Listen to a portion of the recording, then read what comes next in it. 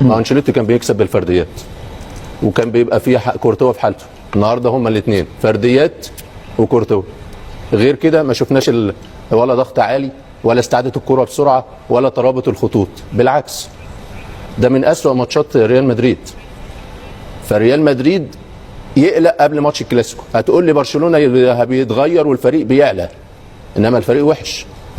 الفريق وحش. انا شفت ماتشات ريال مدريد في الدوري وشفته في دوري الابطال. النهارده في دوري الابطال تحس ان الريتم هادي قوي، الهجمات المرتده خطر. ده اليوفي لو مصدق النهارده ان هو بيلاعب، ان هو اليوفي كان سجل الاهداف في 3-4 فرص لليوفي لفالاهوفيتش في الشوط الاول وفي الشوط الثاني، انفرادات. اول ربع ساعه اليوفي راح ب3-4 فرص. فالنهارده ريال مدريد هل هو مشغول بماتش الحد؟ ممكن، انما ما فيش توازن. في مساحات كتيره قوي في عمق الملعب. السرعات دايما موجوده في لليوفي اللي كان موجود اسرع منه في العمق. فالنهارده يقلق الريال، يقلق لان حاله الفريق استعاده الكره مش بسرعه.